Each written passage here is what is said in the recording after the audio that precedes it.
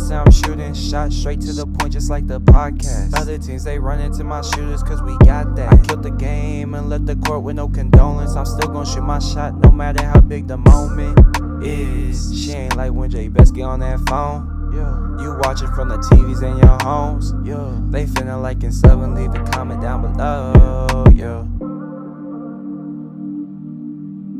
Yo, it's your boy Bess, your boy Rell, and your boy Jerrick, and welcome back to the Straight to the Point podcast, season 4, episode 4. On today's episode, we'll be talking about the big Monday Night Football game between the Lions and the Ravens, with more about the Lions win or the Ravens lost. And following that, did my guy Jay Hurts silence the haters after a great second half versus the Rams. And then we're going to have a No Huddle segment. We'll give y'all our quick takes on different topics, and then we'll end this episode with our bets and our picks like always. But before we get to any of that, we want to thank God for waking us up this morning, allowing us to talk about sports, which is something that we love to do. And without him, we would not be here right now. Fellas, y'all ready?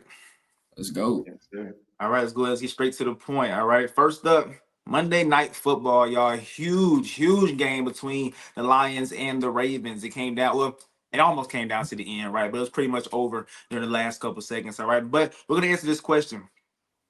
Was this more of a Lions win or a Ravens loss? Rail, you're the Ravens guy, so let us know. Yes, sir. I wanted to start off by saying it was just a great game, like flat out great game. But yeah, I strongly feel like this was more about it being a Lions win. Like I told you at the beginning of the year, you guys were very big on the Lions not having their offensive and defensive coordinators, losing them in the offseason. And I was very big on saying the Lions are going to be a very good football team. The Lions they're gonna be at the top of the division again. I strongly still feel like the Packers are still winning the division, but the Lions played great football. They still look like the Lions from last year. Armand St. Brown still looking really good. We got Sonic and we got Boom with Montgomery and we got Gibbs, like the best running back duo of all time. Like they still look like that. Like that offense is still elite. And with Jared Goff, he's still playing meaningful football. I saw a stat the other day. It said Jared Goff was 4-18 without Ben Johnson or Sean McVay calling the plays. So for him to go get these 2 wins the past 2 weeks is very big for him. And I mean, whenever you look at the Ravens on the other side of the ball, besides that Derrick Henry turnover, they played great football. Like they played amazing football. You also got to think they didn't have their all-pro defensive tackle. So that's going to play a big part in anything. But there's 2 very good football teams who will make very deep playoff runs. So, but I strongly feel like it was more about the Lions win. All right, Jared, was it more of a Lions win or a Ravens loss? I'm gonna go on the other side and I'm gonna say Ravens lost. And here's why, just because of the simple fact that what I'm seeing out of this Ravens defense, now mind you, like Rose said, they are missing their all-pro defensive tackle. This Ravens defense is very sketchy. I'm not gonna lie to y'all. In the 2 games this season that we've seen them play against a true high-powered offense, which is what you're gonna see in the playoffs, they've allowed 30-plus points every single time. Like this isn't how you're gonna win a championship, let alone get to a Super Bowl. It's not. You have to be able to stop offenses. The teams that make it to the Super Bowl are the teams that can play good defense and go back down and score points. They're not playing defense. They can score, but they're not playing defense. So what I'm seeing right now is that come playoff time, unless they get it together, they're going to lose a shootout to the Bills. They would lose a shootout to the Chiefs. They would lose to these high-power offenses because they can't stop them. And then offensively, they did play a pretty good game besides the Derrick Henry turnover, which was crucial. But also, I'm looking at Zay Flowers' stats. 2 catches for 13 yards off of 3 targets.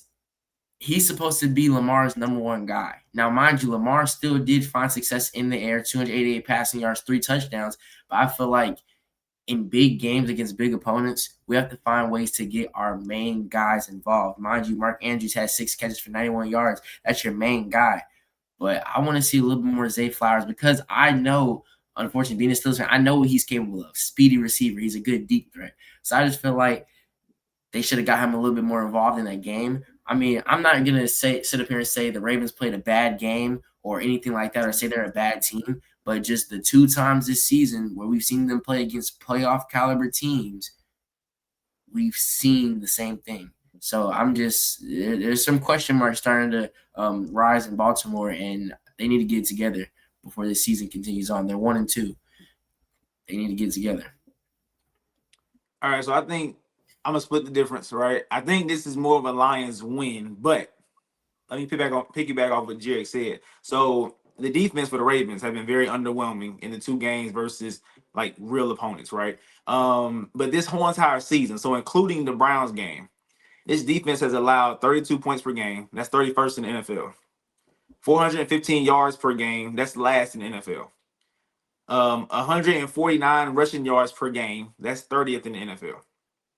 4.9 yards per rush. That's 25th in the NFL. And then 7 rushing touchdowns. That's last in the NFL. The Ravens have never been a bad run defense before. Like they've been. You can get them in the air, right? But they pride themselves on run defense because this is always a physical team. You can't run the ball against physical teams. But they gave up 200 plus rushing yards to the Lions. Now, credit to the Lions, but that's not what the Ravens do, right? The Ravens haven't given up 200 plus rushing yards since 2017, right? And only 8 times prior to Monday, they've given up 200 yards rushing in history of the Ravens. Only 8 times in history they've ever given up 200 yards rushing, and then that was the 9th time. So it's definitely the defense is very sketchy. But I'm gonna go real on this one. This is more about the Lions because, as he said, going into this year, my biggest question mark was how would Jared Goff look without Ben Johnson? How would his defense look without Aaron Glenn? Well, the first game I thought I was right, but then the next 2 games I'm seeing this offense didn't miss a beat, right? On Monday night we saw trick plays. We saw David Montgomery get a handoff, throw it back to Jared Goff. Jared Goff threw it downfield, right? We saw Amon-Ra get a handoff and then pitch it to Jahmyr Gibbs. We saw trick plays in a big game against a big opponent on Monday night and did it with ease. Then defensively, defensive coordinator Kelvin Shepard. I'm a big fan now because I don't know when the last time I watched a full Ravens game and said, oh, that's how you guard Lamar Jackson. That's how you play defense on Lamar Jackson. What he did to Lamar Jackson, defenses need to take note of this. This is a copycat league. Y'all need to do this when y'all go against Lamar Jackson to make his job easier. What Kelvin Shepard did was, guess what? I'm going to show all out blitz. My linebacker going to drop back QB spy almost the whole game. And at least 4 of the 7 sacks they had came from just him scheming up QB spies on Lamar Jackson. And then one of them was the all-out blitz, right? So the fact that they have a guy that can scheme up the defense very well, because outside of Aiden Hutchinson, ain't no big names on the defense, right? But when you can scheme up sacks like that against a Lamar Jackson who's hard to bring down, who's hard to stop, then I'm confident in you for the rest of the year. And then offensively, they haven't missed a beat. So, yes, the Ravens, the defense looks terrible, right? But I think this is more about the Lions because they showed that, hey, Ben Johnson gone, Aaron Glenn gone. So what? We still the same Lions team. And that was the question that I had going into the season. And I think they definitely answered it on Monday night against the Ravens. All right. But let's move on to our next subject. All right. My subject. Did Jay Hurts silence the haters? All right. After a huge game, huge second half against the Rams on Sunday. All right. I haven't really heard the haters so much. Haven't heard it. All right, so Rell, let me know. Did Jay Hurts silence the haters? Yes, sir. He 100% did silence the haters, including me because I was one of the haters. All because he was on my fantasy team. You guys know how that is. But yeah, Jay Hurts in the first half didn't play great football. Then in the second half came back and looked like the old Jay Hurts, the old MVP caliber Jay Hurts that we know. With Saquon Barkley not in the offense, not running the ball, get it all. Jay Hurts took it in his own hands. He said, "I got to get the ball to AJ Brown," and that's what he did. And they had a last minute win. And Jalen Hurts' reaction at the end of the game, if you go watch the game, it shows you exactly the type of person he is, and it shows you like all he's trying to do is win. He don't care about anything. He does not care about any of the stats or anything. He's just trying to go win. He's nonchalant and just trying to win. And we see that, and we see how close this Eagles team is because whenever AJ Brown had his first big catch, how hyped his team was, and Jalen Hurts is the root to all that. So 100% Jalen Hurts silenced the haters, and once again another great game. And I feel like the Rams got the Eagles number. I really feel that way. I don't know what it is about Puka, Matthew Stafford, and Kyron Williams, and the coach, but the Rams got something for the Eagles. I'm telling you, that's 2 games in a row. The Eagles, the Rams almost caught them. I got you. Jared, did Jay Hurts silence the haters? He did. And if you don't agree with that, at this point, you are just a certified hater. What's Jalen Hurts' quote? Money is nice, but what's better? money's nice, but championships are better. And I think that's what he's showing us. Like week in and week out, it's not okay. I'm gonna show y'all I'm the best quarterback. It's I'm gonna show y'all how we're gonna get this win. That's what it is every single week, and we see this. The first 2 weeks, it was, hey, I don't have to do much. I don't have to do much in the air. We're gonna use our run game, and we're gonna go score touchdowns, put up enough points. We have trust in our defense, and we're gonna get the job done.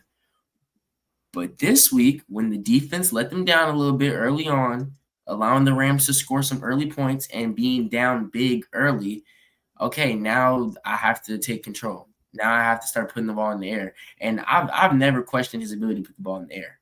I honestly don't think any of us have. It's just, when is he going to do it? He showed you when it's necessary to put the ball in there, he's going to put the ball in there. We always talk about how he never puts the ball in danger. We do not see many times where he puts the ball in danger where it can be intercepted. He doesn't turn the ball over. He did that once again, not turning the ball over. He was just, it looks so effortlessly. Like if you're a Chiefs fan, if you're an Eagles fan, and I'd probably say maybe a Bills fan, give or take, at least now, when your quarterback drops back, you have no worries at all because you know they're not going to turn the ball over. You know they are going to put the ball where it needs to be to give your receiver a chance, and that's what we saw. We saw him feeding A.J. Brown, who had a monstrous game. He just literally making the defenders of the Rams look like little kids. Like it's pretty embarrassing, I'm not going to lie. And we saw him getting Devontae Smith involved. Like, I don't know why people don't think he's capable of doing this. He just doesn't because he wants to win. His whole entire motto is just about winning. So he's going to do what's necessary to win, whether it's throw for 3 touchdowns or rush for 2. But at the end of the game, you're going to see that the Eagles will be up on the scoreboard. So, yes, he definitely silenced the haters. He had a great game, and I think that you'll see more of these games in the future when necessary. 1 second.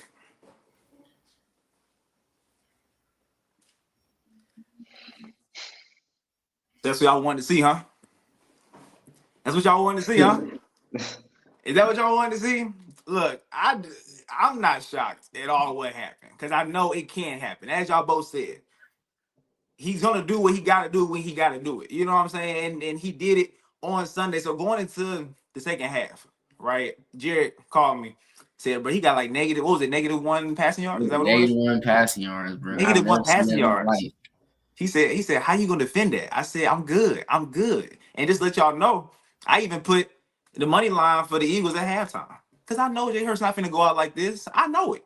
I know it. And best believe in the second half alone, he went 17 for 24, 209 passing yards, 3 touchdowns, and a 137 passer rating. Okay, that's when they needed him to put the ball in the air. In the first 2 games, they didn't need him to put the ball in the air like that because they won, right? But in this game right here, when they went down, the Eagles have shown, what Jay Hurts has shown, that look, we're gonna beat you our way, or if you got a lead, we're gonna beat you the passing way. Is either we're gonna beat you. At the end of the day, we're going to beat you. And that's what he proved. All right, y'all know in the last 17 games, Jay Hurts is 17-0 with 43 touchdowns and 5 turnovers. In the last 17 games. That's what the guy that we're questioning, is he top 5? The guy that we're questioning, is he elite? That's his numbers in the last 17 games. I'm not understanding. Somebody had the nerve to text me during the game, and I even told Jerry about it. After the first half, he texted me and said, Jay Hurts is Tua and Trent Dilfer. For those of y'all that don't know, well, I know everybody should know who Tua is, but Trent Dilfer was the quarterback for the 2000 Ravens, right? Nobody cares about Trent Dilfer because he had the greatest defense of all time, right? But he compared Jay Hurts to Tua and Trent Dilfer, the guy that just won Super Bowl MVP, the guy that was in the MVP race 2 years ago, the guy that was voted second team All-Pro. He said that he is Tua and Trent Dilfer. That's how disrespectful people are getting with Jay Hurts. And then Jay Hurts turned around and did what he did, and he'll text me back talking about that's what top 5 quarterbacks do. Nah. Keep that same energy. Everybody that said Jay Hurts ain't good, or he trash, or he not top 5, or he not elite, stay on that side. Don't come to this side. Because this is the thing, too. He's not going to do this next week, probably. Right? Like, Jay Hurts is not finna put up these numbers every single week because he's only going to do it when it's necessary. That's when he's going to do it. So another person, I'm gonna leave these guys anonymous. I'm not gonna say their names. Somebody else went on my Instagram and commented when I made my video about Jay Hurts the other day. He said, I just want to see this consistently. You're not going to, because he doesn't have to. And that's the problem with the NFL media, the public. Y'all want to see this every single week to declare him top 5. But he don't got to do this every single week to be top 5. He don't. And everybody say Matthew Stafford better than Jay Hurts. What happened? This is what 3 straight times they lost to Jay Hurts, right? Quarterbacks just can't beat him. Yeah, what 3 straight times against Mahomes, 3 straight times against Stafford. Like these guys, y'all got ahead of him. He sure is beating them. I'm not understanding. So yeah, he definitely should have silenced the haters, but I want the haters to keep that same energy. Don't come over here now. Don't say, "Oh, Jay Hurts can't." No. That's the funny part. What we'll do is we'll take recency bias. It's the whole "What have you done for me lately?" Saying, right? We'll take recency bias and we'll say, "Oh, Jay Hurts can't put the ball in the air." Did he not put the ball in the air last year? Did he not put the ball in the air in the Super Bowl? Did he not put the ball in the air the year that he was supposed to win MVP? Did he not? So why are we saying he can't put the ball in the air? I've never seen somebody in their prime get worse at something in their prime. Right? Jay Hurts is not knocking on 40.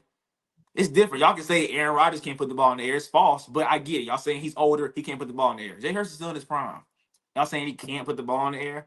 He can't, and he will do it when only necessary. Is 2 different things. So yes, Jay Hurts did silence the haters for sure. And I know one of y'all on this. Wait, go ahead.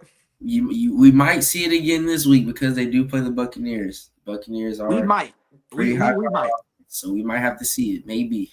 We might, but I think my whole point is just there. It's not going to be a week-to-week thing, passing wise. Like Jay Hurts still going to be good in fantasy, still going to get the points, but it's just not going to be like it was in terms of so pass heavy in the second half. All right, but somebody on this podcast brought up the fact that he only had like 116 total yards against the Chiefs. So he like an undercover hater is what he is. It's not a full-blown hater, but you're undercover. You're an undercover hater for sure. All right, but let's go ahead and move on to our next segment, which is going to be No Huddle. All right, we're going to give our quick takes based on these questions. It's not going to be too long. I was going to do like a 2-minute drill, but we ain't going to make it. All right, we ain't going to make it, period. All right, but let's go ahead and let's do this No Huddle. All right, so first question up, Rell. It's going to go Rell, Jerrick, then me. Rell, did the Giants make the right move by starting Jackson Dart this upcoming week and benching Russell Wilson? Yes, 100%. Russ has 3 touchdowns and 3 INTs so far, and all 3 touchdowns came against the worst defense in the league. Literally 0 touchdowns against the Chiefs, 0 against the Commanders. Facts. Jerrick? Yeah, it's time. We saw a great performance in Dallas, and then we saw the end of that performance in Dallas, which was pretty bad. He's the reason why they lost that game, which should have been winnable. And then against the Chiefs, it looked bad. Like he was just like throwing it down there and praying that somebody would come up with it. It looked bad. I think it's time for him to put Jackson Dart in. I don't think Jackson Dart will have much success just because that O-line I'm not confident in, but it is time to move on from Russell Wilson. Boom, I agree. I think it's time to move on because, for one, I didn't understand the Russell Wilson signing. When you have a team that let's be real, there's no way they went into the season thinking they was going to win something. So why did you get a veteran quarterback? You should just put Jackson Dart in. I believe you learn when you play. You don't learn on the bench. You learn as you play, right? With certain quarterbacks. We've seen Jordan Love sit on the bench with Aaron Rodgers, but I think some quarterbacks need to be in. All right. Secondly, Brian Dable, I think he's on the hot seat. Where we talked about it yesterday. I think he's going to get fired. So I think that, look, let me put this franchise QB in. And let me show y'all what I can do with him. Maybe that'll save my job. Maybe we can say, you know what? The future is bright if I keep Dable around. So we'll see. But with Brian Dable, real quick, Daniel Jones being successful in Indianapolis does make Dable look bad to an extent. But I do believe he's in a better position in Indianapolis than he was with the Giants, with the players around him. All right. Next question up, Rell. Is it time to panic on CJ Stroud? No, sir. It's not time to panic. This is just a rookie quarterback who we were just trying to glorify as a top 5 quarterback before last season started. So, no, sir. It's not time to panic at all. He has the worst offensive line in the league right now, and they're not helping him at all. They're not running the ball good at all, and they're literally the worst offense in the league. 32nd in the league, 12.7 points per game. All right, Jerrick, she's your guy. And Jerrick was flaming, real quick, Jerrick was flaming CJ Stroud on Sunday against the Jags, right? But Jerrick, is it time to panic on CJ Stroud? I'm hitting the panic button. I'm not gonna lie. I need to see something change. If y'all don't know, in 2023, in 15 starts, he threw only 5 interceptions. 2024 to 2025, in 20 starts, he's thrown 15. That's a drastic change, and this is no longer just a sophomore slump thing. This is I think he's trying to do too much. He's trying to, like Rell said, this is also because of their lack of ability to run the ball and protect him. He feels like he has to do too much. And so there's times where he's doing too much, and this is resulting in turnovers and him being careless with the ball. I do think it's time for him to hit the panic button. He just needs to play better. He really does. Or like, I don't know. It's just with that defense, he has to be better. Like literally, the offense is the reason why this team is not successful. He has to be better. So with the game on Sunday, I'm not going to blame Sunday on him because Nico Collins did have that key fumble at the end of that game that kind of led to the loss, right? But at the end of the day, your defense has not given up 20 points yet. They haven't given up 20 points, and y'all haven't won a game, which means y'all have not scored 20 points yet, right? If CJ Stroud is who we think he is, 20 points, come on now. This is the NFL. You got to be able to score 20 points. Like that just can't happen. And it's not like he's played these juggernaut teams, right? He played a Buccaneers team who defense we don't think is that great. Like we don't think they're a great defense. We definitely don't think the Jaguars are a great defense. And the Rams secondary is gettable. But as y'all said, the offensive line is not good, so he probably got pressure the whole entire game. But still, your defense is not giving up 20 points. You haven't scored 20 points. That's problematic. I am going to put my hand on the panic button. Not gonna press it yet. I'm gonna put my hand on the panic button. All right. Next up, Rell, Packers lost to the Browns. Is it something or nothing? Nothing at all. This is one of the ones that you just let get away from you. Offense couldn't find nothing. Defense couldn't find nothing. Miles Garrett was just on Jordan Love's butt the whole time. It was just a great game plan, and this is one of the ones you let get away from you. Look, the Browns won this game with Joe Flacco throwing 142 passing yards and an INT. Like, no, but don't panic. Don't panic at all. It's nothing. All right, Jerrick, is it something or nothing?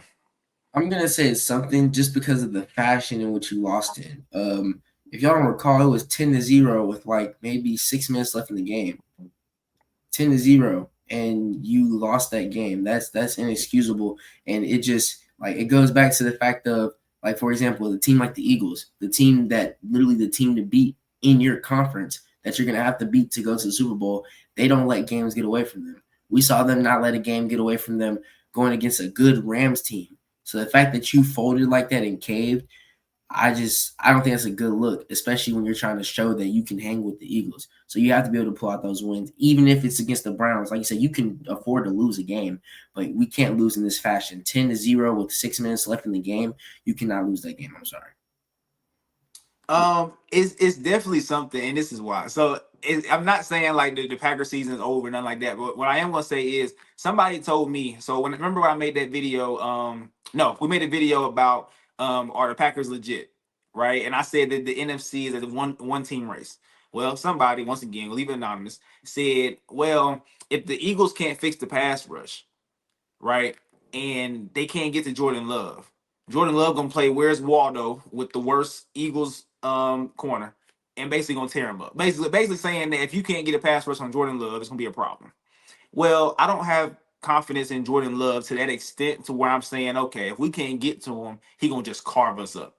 Like I don't think so. That interception that he threw in that fourth quarter was inexcusable, right? That led to the touchdown that lost them the game, basically, right? So quarterbacks in the NFC are not going to do that.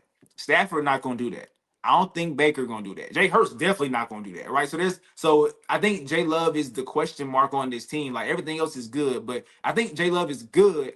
I just don't know if he is to the point where, okay, I have so much faith in you that you can do what you got to do to win these games, if that makes sense. So it's only something because of, like Jerrick said, how they lost, and it was because of Jay Love, who I think is the weakest link on this team right now, currently. All right. Next up, who needs Sunday win more to avoid a 1-3 start? The Chiefs or the Ravens? Rell you up.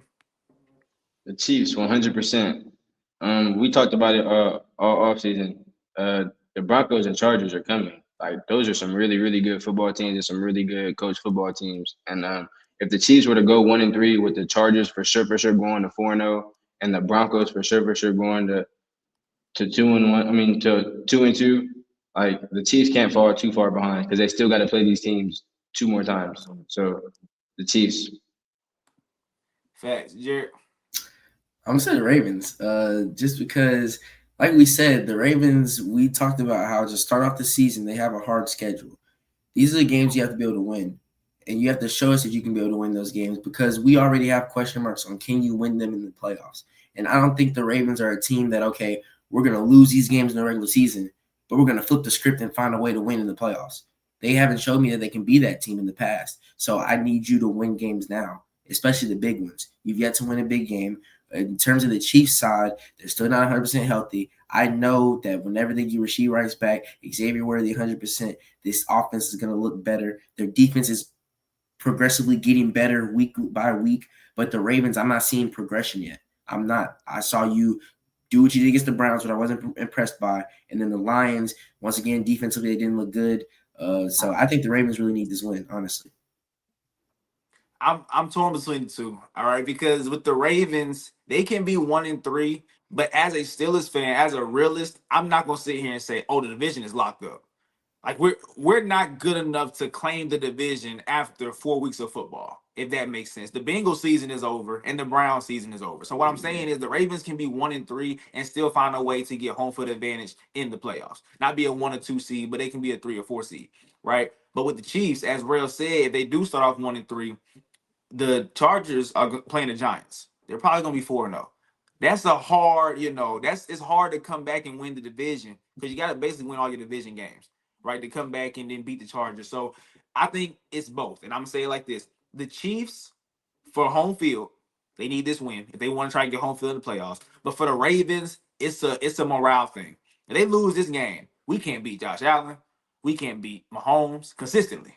Like consistently. The year before last, lost to Mahomes in the AFC Championship. The year after that, lost to Josh Allen in the playoffs. This year, lost to Josh Allen week 1, then lost to Mahomes week 4. Like, there is a mental advantage that the Chiefs and the Bills will always have over the Ravens if they can't beat them, right? So I do believe that it's both ways. Neither one of these teams can afford to be 1-3, but for different reasons. One for morale and one for home field advantage. All right, and then last but not least, were y'all impressed? I've been hearing different things. Were y'all impressed by Caleb Williams' performance on Sunday versus the Cowboys? Rell you up.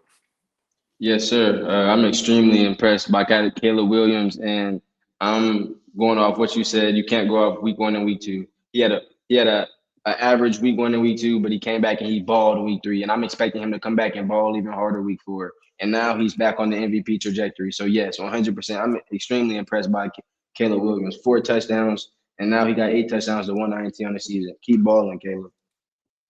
Yeah. I wasn't impressed, but it's like a thank you.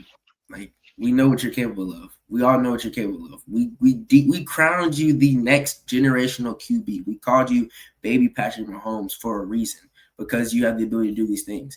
Now, I'm not going to say I'm not impressed in terms of, especially because of the defense they did against. Mind you, the defense we just saw Russell Wilson carve up the week before. But it's just like a thank you. Like, I know this is what you're capable of. And like Rell said, I think he's going to start to just pick up on this. I think this is a good momentum builder in terms of this performance right here. So and that's what I've been hearing. That's why I asked y'all, because I've been hearing people say, "Oh, it's the Cowboys defense." I mean, we ain't finna give you that much credit, but I do believe that they put it all together. That offense did. This is what I kind of expected going into the year. I expected Ben Johnson to call these really good plays the flea flicker. That was beautiful, right? I think the toss back was terrible from DeAndre Swift. Like that was pretty bad. But he threw like a 65-yard bomb to Luther Burden. Like it was a beautiful play. Like I'm seeing Ben Johnson and Caleb Williams, they gelled in that game. And this is potentially what they can do moving forward. Like Rell said, they play the Raiders this week. This is another week for you to get that offense, keep it going, keep it cooking right into the bye week. And then I think this could be a game we look back on and we say this turned their season around. Because, Jerrick, you in basketball, right, you could be playing the worst team in the district or whatever. And you can be 0 for 10 in the first half. But in the second half, you come out, you hit a 3 off rip, then what? Your confidence is boosted up, right? You feel good. I don't care who you're going against. But if you get it going, then you can end up having a great second half, right? So I feel like that for the Bears. Yes, it was the Cowboys, but I do think that their confidence can be built off of that. And Caleb Williams like, oh, I can do this. Ben Johnson like, oh, my quarterback can do that. Bet. Let's call these plays right. So I think it's just a big confidence booster for this offense. And like Rell said, they can build up on it against a bad Ravens defense. They feeling like in 7, leave a comment down below, yo.